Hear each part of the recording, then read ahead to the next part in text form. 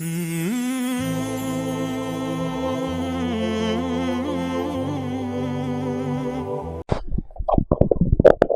علیکم۔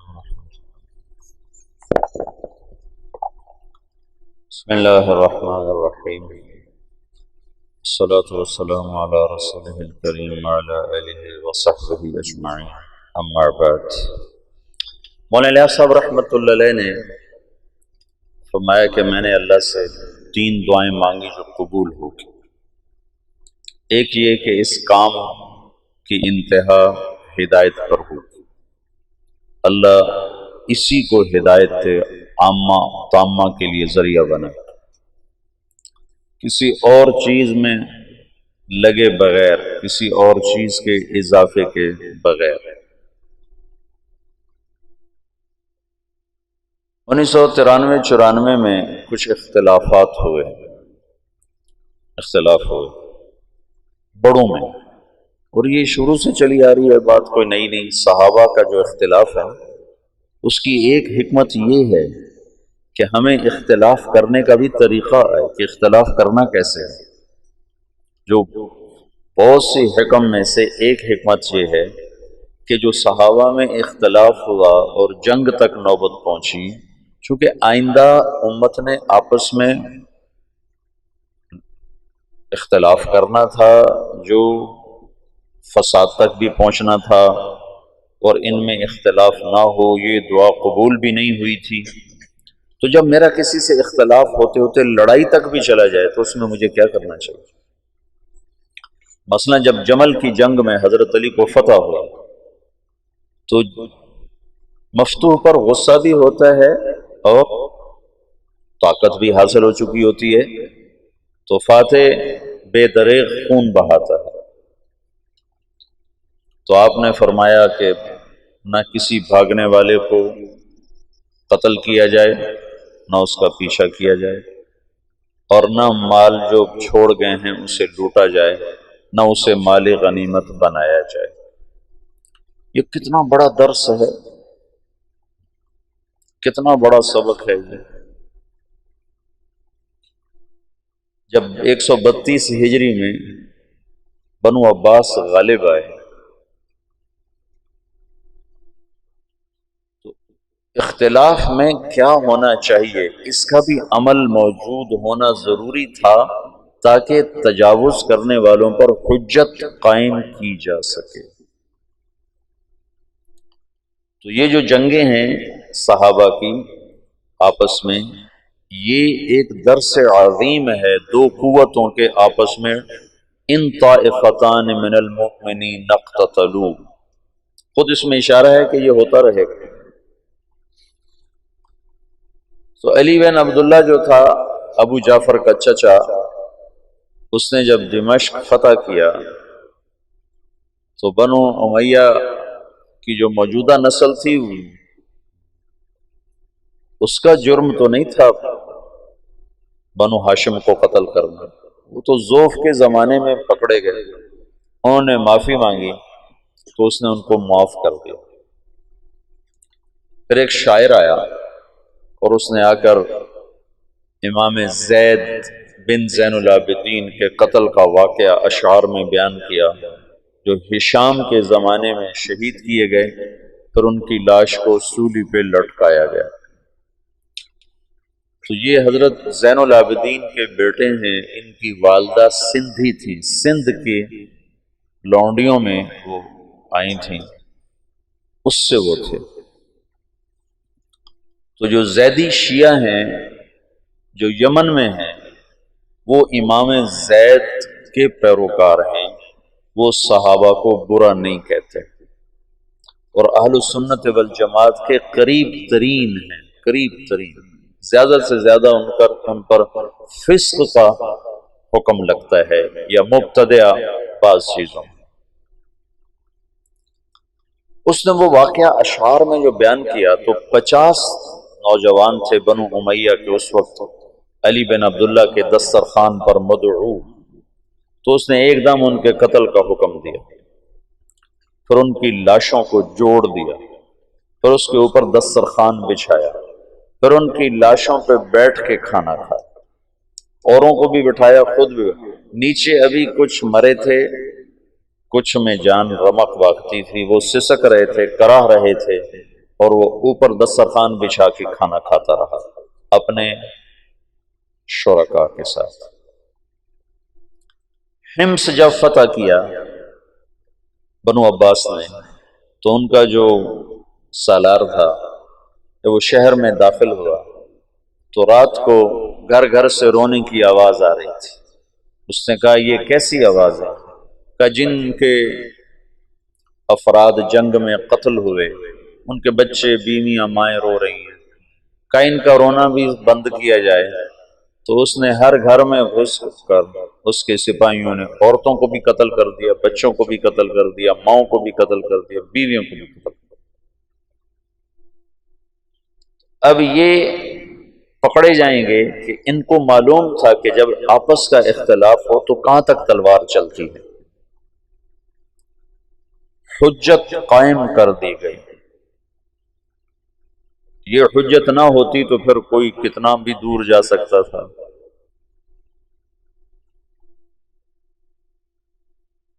تو جب اختلاف ہوا 1993 میں تو مجھے ڈر لگا، وہ اتنا شدت اختیار کر گیا کہ مجھے ڈر لگا کہ شاید مولانا الیاس صاحب کی دعا کی قبولیت ہے کہ نہیں ہے کہ نہیں ہے۔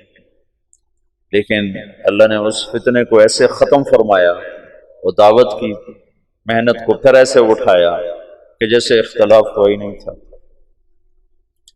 دوسری دعا یہ مانگی کہ اس کی شکل کوئی نہ تبدیل کر سکے، جو کرنا چاہے گا نہیں کر سکے گا، یہ اسی شکل کے ساتھ چلے۔ کل بات میں نے کی تھی کہ کچھ اوامر اپنی شکل کے ساتھ منسوس ہیں اور کچھ اپنی ذات کے ساتھ منسوس ہیں، شکل کے ساتھ نہیں۔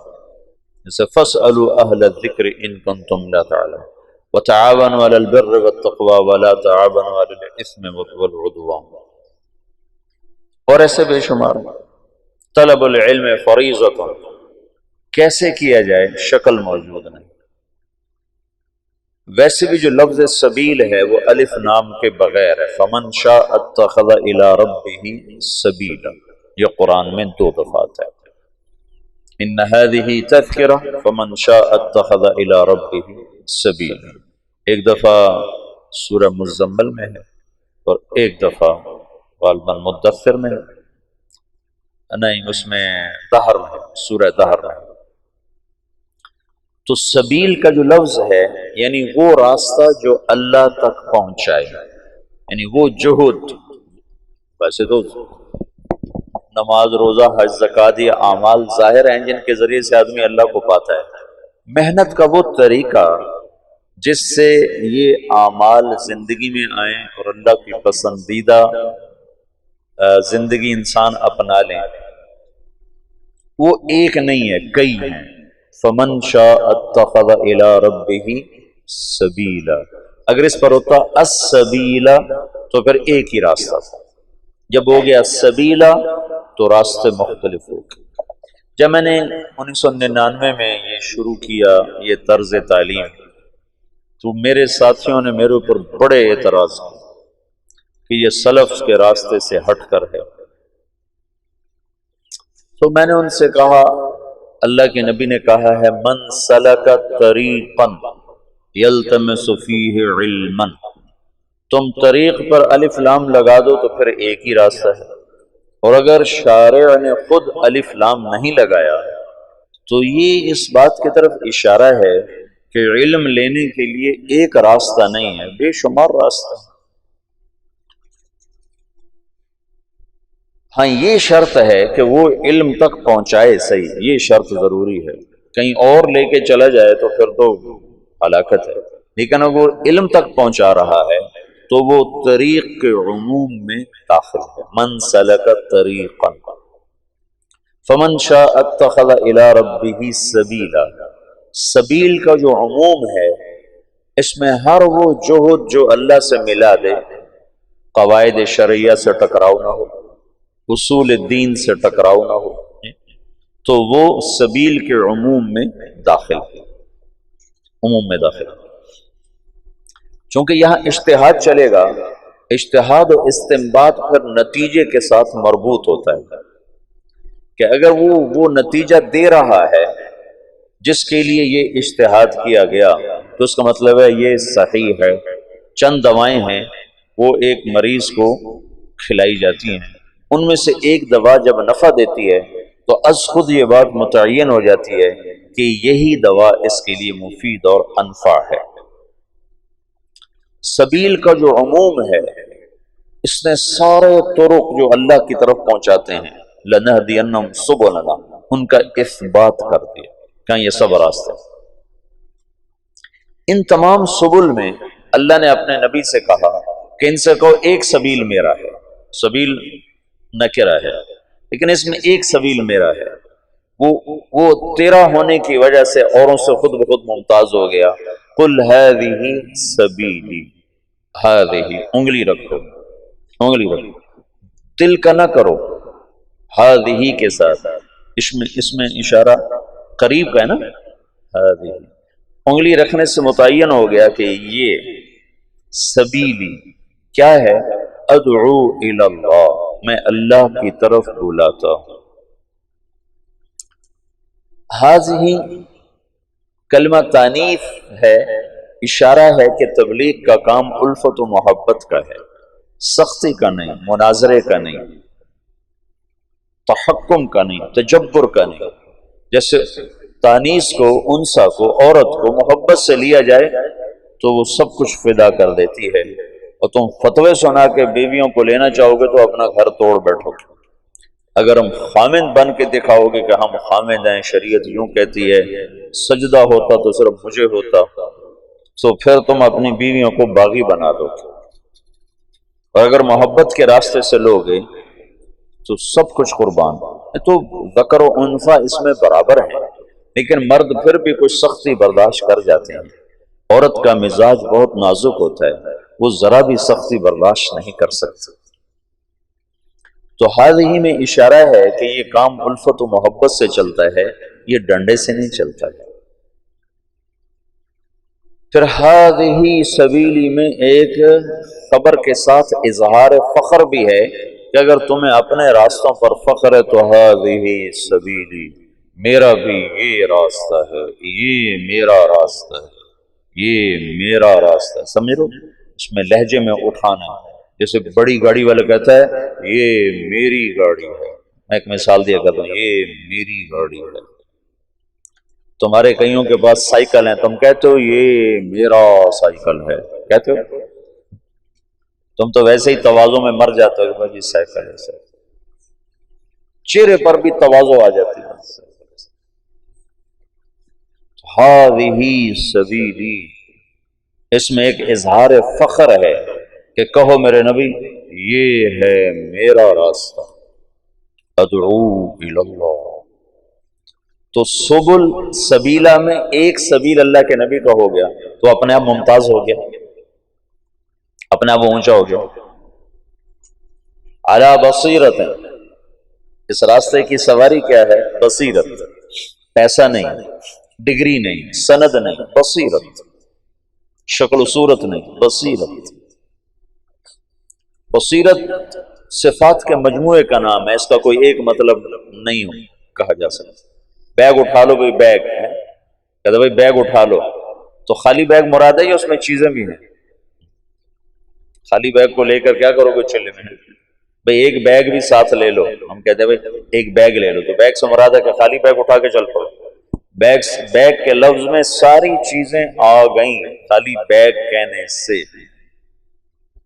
بصیرت یہ 6 نمبر کا مجموعہ بصیرت، یہ 6 صفات اور جتنی صفات ایمان ہیں ان سب کے مجموعے پر بصیرت کا لفظ میرے خیال میں آنا چاہیے۔ علی بصیرت، کہ اس راہ کا جو مسافر ہے اس کی سواری پیسہ نہیں، ڈگری نہیں، اس کی سواری صفات ایمان ہے۔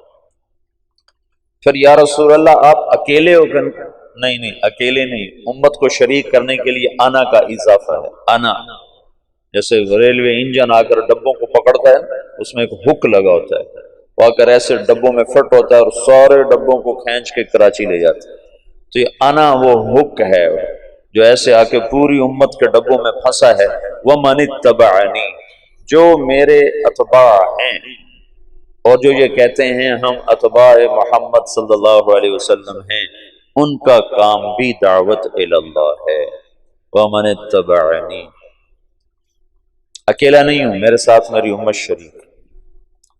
وَسُبْحَانَ اللَّہ، پہلے اللہ یہاں لے گیا داعی کو، یہاں دعوت جیسا کام ہی کوئی، دعوت جیسی جہد ہی کوئی، کہ یہ نبیوں کا اور نبیوں میں آخری نبی کا بطور فخر و تباہی یتباہا بہی، یتباہا بہی، بطور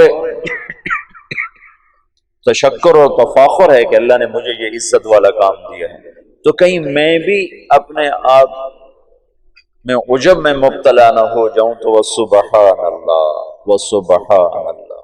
سبحان اللہ کا مطلب کیا ہے کہ یا اللہ تیری طرف بلانے کا حق کون ادا کر سکتا؟ تو سبوح قدوس، میں عبد ضعیف، میں تیری تقدیس و تحمید و تحلیل و تکبیر اور تیری طرف بلانے کا حق میں کہاں ادا کر سکتا ہوں؟ وَسُبْحَانَ اللَّہ، اللہ کی تنزیہ اور اپنا اعتراف تقصیر کہ اللہ میں مقصر ہوں، میں معترف ہوں۔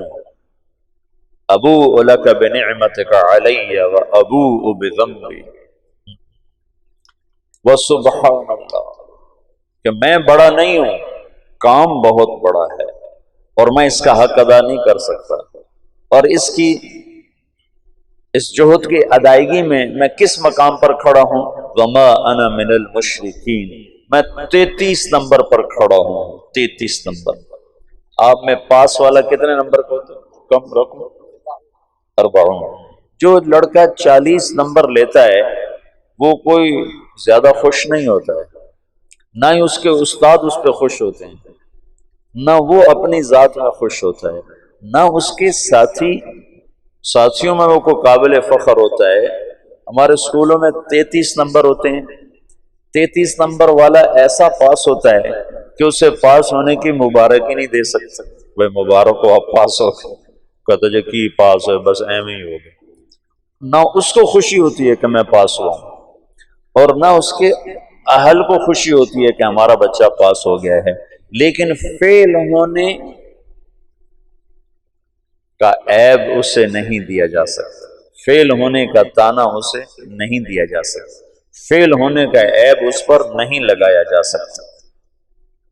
تو وما انا من المشرکین میں کیا ہے کہ میرے پاس آخری درجہ ہے کہ میں شرک نہیں کرتا، میں شرک سے پاک ہوں، باقی میں مقصر ہی مقصر ہوں۔ یہ آخری دو جملے بہت خوبصورت انداز میں یوں برابر کر دیتے ہیں۔ اوپر والا حصہ بہت اونچا تھا تو اس کو نیچے لانے میں اللہ نے دو جملوں کے ساتھ تم اپنی ہستی نہ بھولنا، اپنی حیثیت اوقات نہ بھولنا، تم تو یہ کہو وما انا من المشرکین کہ یا اللہ میرے پاس آخری درجہ ہے کہ میں شرک نہیں کرتا۔ ایک چودھری حاکم علی تھا چونیا کا، ہماری جماعت گئی چونیا، تو لوگوں نے کہا اگر چودھری حاکم کو تبلیغ کرو تو پھر ہم جانے تبلیغ کا کام کوئی کام ہے۔ چودھری حاکم وہاں کا بڑا ذمہ دار اور ڈاکو رکھے ہوئے، چور رکھے ہوئے، چوریاں کروانیاں، ڈاکے ڈلوانے، زمینوں پہ قبضے، جائیدادوں پہ قبضے، ایسا تھا۔ جماعت بھیجی، انہوں نے پتہ نہیں کیا اس سے بات کی، وہ تیار ہو کے آ گیا، 6 فٹ سے زیادہ اس کا قد اور یہاں اس کا جسم، اور بڑی بڑی مونچھیں، کھلا کرتا، کھلا تہمد اس نے پہنا ہوا، تو مسجد میں اس کو لے کر آئے۔ تو مغرب کے بعد بیان تھا، تو مغرب سے پہلے وہ آیا، تو ایک طرف ہو کر میں اس کے ساتھ بیٹھا، تھوڑی اس سے بات شروع۔ میری بات سننے کے بعد غالباً اس کو کوئی ندامت ہوئی دل میں، تو وہ مجھ سے کہنے لگا مولوی صاحب وما انا من المشرکین، اس کو ایک واقعہ سے مزید واضح کرنے کی کوشش کر رہا ہوں۔ تو بڑے افسوس کے ساتھ کہنے لگا مولوی صاحب ایک میں شرک کوئی نہیں کیتا، باقی ہر عیب کر چھڑے، باقی ہر عیب کر چھڑے، ایک شرک کوئی نہیں کیتا، کوئی ساڑی بھی بخشش ہے، کوئی ساڑھی بھی بخشش ہے، وما انا من المشرکین کی جو کیفیت میں ہوتا ہے وہ متواضع ہوتا ہے، وہ جھکا ہوا ہوتا ہے، وہ پسا ہوا ہوتا ہے، وہ فخر نہیں کرتا ہے۔ تو سبل بے شمار، سبیل عام ہے، صرف اتنی شرط ہے اصول دین، اصول شریعت سے ٹکراؤ نہ ہو اور وہ اللہ تک پہنچائے، تو وہ سبیل کے عموم میں داخل ہے۔ ان میں ایک سبیل اللہ کے نبی کا ہے، ہذہ سبیلی ادعو الی اللہ، میں اللہ کی طرف بلاتا ہوں، میں اللہ کی طرف بلاتا ہوں۔ تو اب کیسے بلایا جائے یہ متعین نہیں تھا، کیسے بلایا جائے؟ ادعو الی ربک انک علی ھدی مستقیم، ادعو الی سبیل ربک انک لعلی ھدی مستقیم، ادعو الی ربک، ادعو الی سبیل ربک بالحکمت والموعظۃ الحسنۃ وجادلھم باللتی ہی احسن۔ کیسے کیا جائے؟ تو اللہ تعالیٰ نے مولانا الیاس صاحب پر ایک راستہ کھولا، ایک ترتیب کھولی، پھر اس کا نفع لوگوں نے دیکھا اور تاحال دیکھا اور مسلسل دیکھا۔ تو جب کوئی مؤسس کوئی چیز کو تاسیس کرتا ہے تو جانے کے بعد اس میں کانٹ چھانٹ ہونا شروع ہو جاتا ہے، اس میں بہت سی تبدیلی آ جاتی ہے۔ تو مولانا الیاس صاحب کو یہ ڈر تھا کہ اس میں کوئی مجتہد نہ آ جائے، مجتہد نہ آ جائے، تو ایک دعا یہ مانگی کہ یا اللہ اس میں کوئی تبدیلی نہ کر سکے۔ تو یہ دعا قبول ہوئی اور کہا کہ اس میں جو تبدیلی کرنا چاہے گا ہو نہیں سکے، ہو نہیں سکے۔ سب سے پہلے اس کی کوشش ہوئی مولانا یوسف صاحب کے، مولانا الیاس صاحب کے انتقال کے ساتھ ہی مولانا علی میاں رحمۃ اللہ علیہ جیسے علم کے پہاڑ، مولانا منظور نعمانی صاحب رحمۃ اللہ علیہ جیسے علم کے پہاڑ، دونوں حضرات کی میں نے زیارت کی ہے اور اللہ گواہ ہے جتنے بڑے وہ علم میں تھے اتنے ہی بڑے وہ تواضع میں تھے، ان کے چہرے پر ہی تواضع تھی۔ عجب، جس نے حضرت رائے پوری کی صحبت اٹھائی ہے اس کے اندر تواضع ایک وصف خاص بن کے ابھرا ہے۔ جب میں نے مولانا علی میاں کو دیکھا تو میں حیران ہو گیا، میں نے کہا یہ آدمی ہے جس کی دھوم سارے عالم میں مچی ہوئی۔ اگر مجھے کوئی بتاتا نہیں کہ یہ ہیں ابو الحسن علی تو میں کہتا ہے کوئی باہر سے دکاندار اٹھ کے آیا بیٹھا ہے کمرے میں۔ اتنا مطلب چہرے پر ہی ایسی تواضع، ایک آنکھ ان کی ضائع ہو گئی تھی پڑھ کے۔ تو یہ اتنے بڑے لوگ تھے اور مولانا یوسف صاحب رحمۃ اللہ ان کے مقابلے میں بہت چھوٹے تھے، عمر کے لحاظ سے نہیں، علم کے لحاظ سے۔ تو ان دونوں حضرات نے کہا یوں ہونا چاہیے، یوں ہونا چاہیے، یوں ہونا چاہیے، جہاں مولانا الیاس صاحب چھوڑ کر گئے ویسے ہی چلے گئے۔ تو یہ حضرات الگ ہو گئے، ان کے الگ ہونے پر لکھنؤ میں کام رک گیا ایک عرصے کے لیے۔ تو ان حضرات نے منع کر دیا، نظام الدین خط لکھ دیا کہ یہاں جماعتیں نہ بھیجیں، ہم خود جماعتیں بھیجیں۔ پھر میں نے کل آپ کو سارا بتایا تھا، یاد ہے نا؟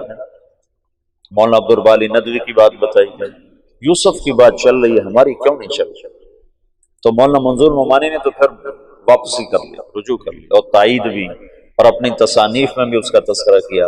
اپنے یہاں تشریف لائے تھے، یہ جو کچہری بازار کی مسجد میں تشریف لائے اور بیان کیا۔ اس بیان میں لانے والے تھے ان کو جماعت اسلامی والے مفتی صحیح الدین کاکا خیل رحمۃ اللہ علیہ، بڑے نیک بزرگ تھے یہاں، یہ جو ہماری کچہری بازار کی مسجد ہے، جماعت اسلامی کے بڑے سرگرم آدمی تھے، بہت بہت بہت نیک آدمی، وہ لائے تھے۔ تو انہوں نے سارا بیان تبلیغ پہ کیا، سارا بیان، کہ بھائی میں نے تو نماز بھی تبلیغی جماعت سے سیکھی۔ میں آج تک بھول نہیں سکتا کہ منظور نعمانی کہہ رہا ہے بھائی میں نے تو نماز بھی تبلیغ والوں سے سیکھی۔ میں التحیات للہ والصلوات والطیبات السلام علیک ایھا النبی ورحمۃ اللہ وبرکاتہ پڑھا کرتا تھا۔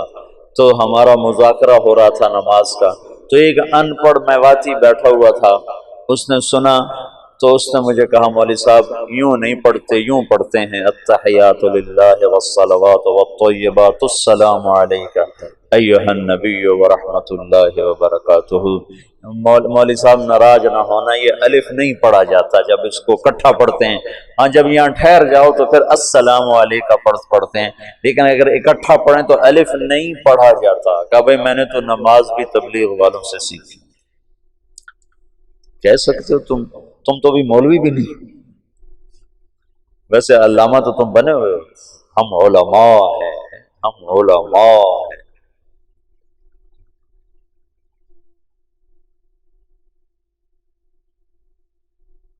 کہ بھائی میں نے تو نماز بھی تبلیغی جماعت میں سیکھی، انہوں نے مجھے اتحیات پڑھنے سکھائی، ان کا رجوع ہو گیا تھا۔ لیکن مولا علی میں رحمت اللہ علیہ بعد میں زبانی تو تعریف توصیف کے کلمات فرماتے تھے، لیکن کسی کتاب میں انہوں نے کوئی اشارہ نہیں کیا، اور وہ جب انہوں نے بیرون ملک میں تبلیغ کے اثرات دیکھے تو پھر جا کر ان کا دل نرم ہوا۔ اچھا وہ تو خارجی حیثیت تھی۔ 1996 97 98 میں تبلیغ کے روح رواں لوگوں نے تبلیغ کے نظام کو بدلنے کی کوشش کی۔ روح رواں جن پر تبلیغ گھوم رہی تھی، جو وہ اور تبلیغ ایک ذات بن جائیں، ان لوگوں نے اس کو بدلنے کی کوشش کی اور سارا زور لگا دیا۔ تو پھر مجھے مولانا الیاس صاحب کی یہ بات یاد آئی کہ یہ کام میں کوئی تبدیلی کرنا چاہے گا تو ہو نہیں سکے گی۔ تو میں نے کہا اب تو ہو رہی ہے، اب تو امیر کارواں خود کر رہا ہے، اب کیسے نہیں ہوگی؟ اوہو، لیکن جیسے سپرنگ ہوتا ہے نا، اس کو جتنا کھینچو جب چھوڑو تو پھر واپس اپنی جگہ پہ چلا جاتا۔ تو کو 5-6 سال 96 97 98 99 2000 5 برس مسلسل پورا زور لگا کہ اس میں کچھ تبدیلی کی جائے، اجتہاد کیا جائے، یہ ٹھیک نہیں، یہ ٹھیک نہیں، یہ کیوں جائے، یہ کیا جائے، یہ کیا جائے، اور کرنے والے اعلیٰ سطح کے لوگ۔ تو وہ اس بندے الیاس کی دعا قبول تھی، اس کو اللہ نے اسی نہج پر رکھا تو وہی گشت ہے، وہی تعلیم ہے، وہی بیان ہے۔ اور تیسرا یہ فرمایا، وجہ اس کی یہ ہے کہ جب تک اللہ تعالی کی طرف سے نفع کی شکلیں قائم ہوتی رہتی ہیں تو انہی کو بڑھایا جاتا ہے۔ نظام الدین سہالوی صاحب کا انتقال ہوا تھا 1747 میں، 1747۔ ہم نے بہت کچھ بدلا، لیکن ابھی بھی زیادہ انہی کی صرف ابتدائی عربی کا نصاب بدلا ہے، قدوری نظام الدین سہالوی کی تجویز کردہ ہے، اور ہدایہ نظام الدین سہالوی کی تجویز کردہ ہے، اور اوپر والی اصول فقہ، اصول حدیث کی کتابیں ساری ان کی تجویز کردہ ہیں، اور یہ احادیث کی کتابیں ساری انہی کی تجویز کردہ ہیں۔ 1747 1847 1947 2010 کوئی 250 برس گزر چکے ہیں۔ اس شخص کی تجویز کو اللہ نے پسند کیا اور اسی پر بنیاد بنتی جا رہی ہے، بنتی جا رہی ہے۔ تو جب تک کوئی چیز نفع پہنچا رہی ہوتی ہے تو اللہ تعالیٰ اس کو باقی رکھتا ہے، کیونکہ دین کو اللہ نے باقی رکھنا ہے، اور جب اس کے نفع گھٹنا شروع ہوتے ہیں تو از خود اس میں تبدیلی آنی شروع ہو جاتی ہے۔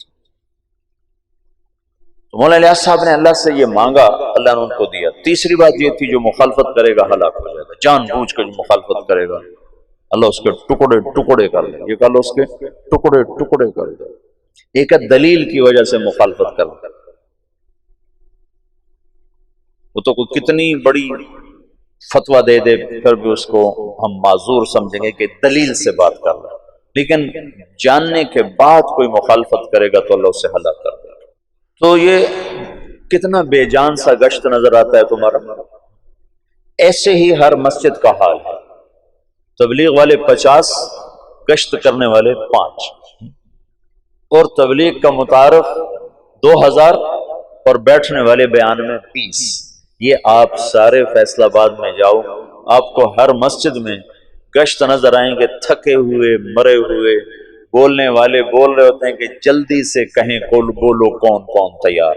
چونکہ آگے بیٹھنے والے جو سارے مراقبے میں بیٹھے ہوتے ہیں تو بیچارہ بولنے والا کیا بولے، سارے جو سر جھکا کے بیٹھے ہوتے ہیں تو بولنے والے کی ویسے ہی ہمت ختم ہو جاتی ہے. تو دیکھنے میں یوں نظر آتا ہے کہ یہ کیا مرے مرے گشت ہیں، اس سے تو کچھ بھی نہیں ہونا چاہیے. لیکن جب اجتماع ہوتا ہے تو لوگ کہاں سے آ جاتے ہیں. جب ہم دنیا میں پھرتے ہیں تو وہاں اس کے اثرات کیسے نظر آ جاتے ہیں. ساری دنیا میں یہاں یہ پیچھے عصر کے بعد چل رہا تھا، 3 نوجوان آئے. میں نے کہا کہاں سے آئے ہو؟ کہا جی ہم اسپین سے آئے ہیں. میں یہ سمجھا یہ اسپین سے آئے ہیں، اسپین، ہسپانیہ، اٹلی کی، یہ فرانس کے ساتھ. تو مجھے یہ، میں نے کہا پاکستان میں کہاں کا ہوگا؟ جو گجرات ہے. تو میں یہ سمجھا کہ یہ ان پڑھ لوگ ہیں، مزدور. تو اسپین کو اسپینے کہہ رہے ہیں، پنجاب میں اسپینے چو آئے ہیں، اسپینے چو. جس میں میں ناروے گیا تو ایک ہماری وہاں رشتے، میرے ماموں کی بیٹی رہتی ہے، تو کہنے لگی ویکھیا ساڈا ناروا. میں کہا ویکھ لیا ناروا. ویکھیا ساڈا ناروا، میں کہا ویکھ لیا تیرا ناروا. میں کہا یہ ان پڑھ ہیں تو یہ اسپین کو اسپینے کہہ رہے ہیں. لیکن پھر مجھے خیال ہے، میں نے کہا بھائی کہاں سے آئے ہو؟ کہا جی اسپینے سے آئے ہیں. پھر ان کا اسپینے سے. پھر مجھے شرم آئی کہ میں ان کو ٹوکوں، پتہ نہیں یہ غلط کہ میں غلط. میں نے تیسری دفعہ کہا، میں نے کہا کہاں سے آئے ہو؟ تو وہ سمجھ گئے کہ ان کو پتہ نہیں چل رہا. تو کہنے لگے مولانا صاحب اسپینے ایک جزیرہ ہے جو جاپان سے بھی اوپر ہے، جاپان کے اوپر امریکہ کے تابع. ہم وہاں سے آئے ہیں، وہاں سے جاپان سے 3 گھنٹے کی فلائٹ ہے. تو میں نے کہا ادھر کدھر آ گئے، میرے پاس کیسے آ گئے؟ کہا جی آپ کی کیسٹیں وہاں بھی چل رہی ہیں. ادھر کیسے چلے؟ کہا ادھر تبلیغ کا کام ہو رہا ہے. میں نے کہا وہاں کون پہنچ گیا؟ پاکستان سے. تو میں آج پہلی دفعہ اسپینے کا نام سن رہا ہوں. کہا جی آسٹریلیا سے جماعتیں پہنچی وہاں چلے چلے، چونکہ آسٹریلیا وہاں سے قریب ہو جاتا ہے. آسٹریلیا سے وہ جزیرہ کوئی 4 گھنٹے کا جہاز بن جاتا ہے. کہا جی آسٹریلیا سے جماعتیں ہمارے پاس آئیں، ہماری ساری راتیں کلب میں گزرتے تھے، ناچ گانے میں گزرتے تھے. اور وہاں بہت بڑی جامع مسجد ہے اور اس میں کوئی 1 لاکھ کی آبادی ہے، 10-15 ہزار مسلمان ہیں. اب ان کی راتیں کلب کی بجائے مسجد میں گزرتی. اور ہمارے امام صاحب ہیں بنگالی، وہ کہیں سے آپ کی کیسٹیں لائے تھے جب بنگلہ دیش گئے تھے، تو اس کے بعد سے آپ کی کیسٹیں وہاں بہت چل رہی ہیں. اور آس پاس جتنے جزیرے ہیں سب میں تبلیغ کا کام ہو رہا ہے. اب بتاؤ کوئی مدرسہ یہاں تک پہنچ سکتا ہے؟ کوئی خانقاہ یہاں تک پہنچ سکتی؟ اور دیکھنے میں یہی گشت تمہیں نظر آ رہے ہیں. تم بادیوں نظر میں دیکھو گے تو کہو گے یہ کیا ہے. خود اپنے آپ کو بھی کئی دفعہ خیال آتا ہے. لیکن جو چیز اللہ کے ہاں قبول ہو جاتی ہے اس کے اثرات بارش کے قطروں کی طرح آہستہ آہستہ آہستہ پڑتے رہتے ہیں اور بات آگے چلتی رہتی ہے. تو سارے عالم کے انسانوں تک اللہ تعالیٰ نے اپنے پیغام کو پہنچانے کی ایک شکل قائم فرما دی. تو میرا یہ جی چاہتا ہے کہ تم انشراح صدر کے ساتھ اس میں چلو. تو یہ صفات کو سیکھنے کی محنت ہے. اگر تو تبلیغ کا کام صرف تقریر کی محنت ہو پھر تو تم میں سے کسی کو جانے کی ضرورت نہیں. اگر معلومات کی محنت ہو پھر بھی تمہیں جانے کی ضرورت نہیں کہ تمہیں تبلیغی معلومات ساری حاصل ہیں. تم 6 نمبر پر تقریر کر سکتے ہو، تم بعض بچے بہت اچھی کر سکتے ہوں، لیکن یہ ان 6 صفات کو اندر اتارنے کی اور پورے عالم میں پہنچانے کی محنت ہے. اور ابھی پاکستان میں بھی ایک بے بہا خلقت ایسی پڑی ہے جو تبلیغ کے کام سے ناآشنا ہے، جنہیں پتہ ہی کوئی نہیں تبلیغ کیا کام ہے. اور سارا عالم تو پھر سارا عالم ہے. یہ ایک رخ. دوسرا رخ میری ذات سے متعلق ہے کہ میں خود ان ایمانی صفات میں آگے بڑھنا چاہتا ہوں. صرف میں تقریر کے لیے یقین کی کلمے کی بات کرنا تقریراً نہیں ہے، قلباً چاہتا ہوں. نماز پہ صرف بولنا نہیں ہے، نماز پڑھنا چاہتا ہوں. علم پہ صرف تقریر نہیں ہے، علم کا تاثر چاہتا ہوں. ذکر پہ صرف بیان نہیں ہے، میں ذاکر بننا چاہتا ہوں. اخلاق پہ صرف گفتگو نہیں ہے، میں اخلاق والا بننا چاہتا ہوں۔ اخلاص کے صرف نقطے بیان کرنا نہیں ہے، میں مخلص بننا چاہتا ہوں۔ تبلیغ کی صرف قرآن و حدیث سے دلیل دینا نہیں ہے، میں تبلیغ والا بننا چاہتا ہوں۔ مولانا الیاس صاحب فرماتے تھے میں اس کام سے دو باتیں چاہتا ہوں، ایک اندر ایک باہر۔ اندر یہ چاہتا ہوں کہ اللہ پر مر مٹنے کے سوا ہر جذبہ ختم ہو جائے، اور باہر یہ چاہتا ہوں کہ اللہ کے نام کو لے کر دنیا کے آخری کنارے تک پہنچنے کی شکلیں قائم کی جائیں۔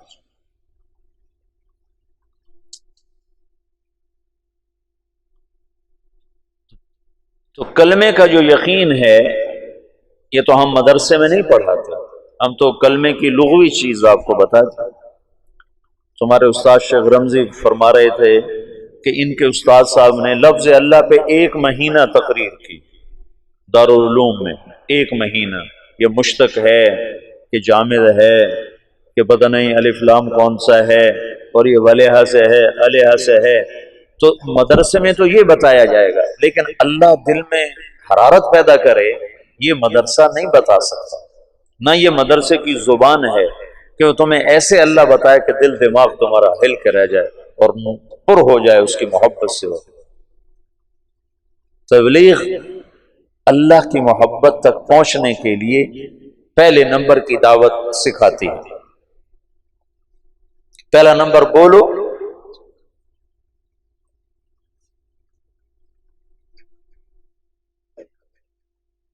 بولنے میں تم انتظار کرو کہ میرا بیان رکھا جائے، اور میں تمہیں بار بار کہہ رہا ہوں بیان کے شوقین نہ بننا ورنہ مجھے بدنام کرو گے۔ میں پہلے بدنام ہوں تبلیغ میں، تم اور نہ مجھے بدنام کرنا کہ تم بیان کے لیے آگے آگے ہو جاؤ کہ میرا بیان رکھو میرا بیان، پیچھے پیچھے رہو پیچھے پیچھے رہو۔ طے ہو جائے کرو، نہ ہو تو کوشش نہ کرو کہ میرا بیان ہو۔ ہاں انفرادی دعوت سارا دن دو۔ یہ ابھی آخری سال کے بچوں کو میں بتا رہا ہوں کہ جب میری شادی ہوئی تو اس کے بعد رائے منڈ جانا مجھے لگے جیسے میں تھانے پہنچ گیا، دل ہی نہ لگے، اتنی وحشت ہو۔ گھر چھوڑنے کی وحشت میری ختم ہو گئی تھی جب میں 11 سال کا تھا، تو میرے ماں باپ نے مجھے لاہور داخل کرا دیا، تو وہ 2-3 سال میں روتا رہا گھر کی یاد میں، پھر میرا دل سخت ہو گیا، نہ ماں یاد آتی نہ باپ یاد آتا نہ گھر یاد آتا۔ لیکن جب شادی ہوئی تو پھر دوبارہ گھر یاد آنے لگا، بیوی یاد آنے لگی۔ تو میں جب فیصل آباد سے رائے منڈ جاتا تھا تو میں اپنا علاج کرتا تھا، اپنا علاج میں مسجد میں چلا جاتا، اور میرا دل نہیں کر رہا ہوتا تھا میں کسی سے بات کروں، اور میرا دل نہیں کر رہا ہوتا تھا کہ میں کسی کے ساتھ بیٹھ جاؤں، لیکن میں زبردستی اپنے آپ کو مسجد میں لے جاتا۔ اس وقت میں اتنا مشہور نہیں تھا تو مجھے بیٹھنا کوئی مشکل نہیں تھا، تو میں کسی کونے میں بیٹھ کر ایک آدمی کو پاس بٹھا کر اس کو دعوت دینا شروع کر دیتا، پھر وہ اٹھا، پھر دوسرے کو اس دعوت دینا، وہ اٹھا، میں کوئی 2-2.5 گھنٹے دعوت دیتا تھا، تو میرے دل پر جتنا گھر کا تاثر ہوتا تھا وہ زائل ہو جاتا تھا۔ پہلے نمبر میں یہ موضوع ہے کہ میں اپنا یقین بدلنا چاہتا ہوں، یقین بدلنا ہے، صرف تقریر کا نہیں، یقین بدلنا ہے۔ یقین مثل خلیل آتش نشینی، یقین اللہ مستی خود گزینی، سنے تہذیب حاضر کے گرفتار، غلامی سے بتر ہے بے یقین۔ یقین بدلنا ہے تو اس کو سنو سناؤ سنو سناؤ، جب بیان ہو تو بیان بھی کر دو، لیکن بیان کی تمنا نہ کرو، خدمت کی تمنا کرو گا، جو مجھے لگاؤ خدمت، چاہے روز لگاؤ۔ جب میں ایسا مشہور نہیں تھا تو میں خدمت کرتا تھا، عمومی گشت میں ضرور جاتا تھا، جب تک لوگوں نے مجھے تنگ کرنا نہیں شروع کیا میں عمومی گشت میں نے نہیں چھوڑا۔ وہ پھر یوں ہونے لگا کہ میں گشت میں نکلتا تو 50 آدمی صرف مجھے دیکھنے کے لیے ساتھ چل پڑتے تھے، تو پھر مجھے مجبوراً عمومی گشت چھوڑنا پڑا، ورنہ میں نے گشت نہیں چھوڑا۔ تبلیغ کا کام بولنے میں جلدی آ جاتا ہے، کرنے میں جلدی آ جاتا ہے، کرنے میں جلدی آ جاتی ہے۔ تو لوگ سمجھتے ہیں ہمیں تبلیغ آ گئی ہے، مرتے دم تک جاہل بنا کے سن، اور محنت کرو، کوشش کرو۔ یہ میرے ساتھ شلے میں تھے مدرسے کے بچے، ایک احترام تھا، اور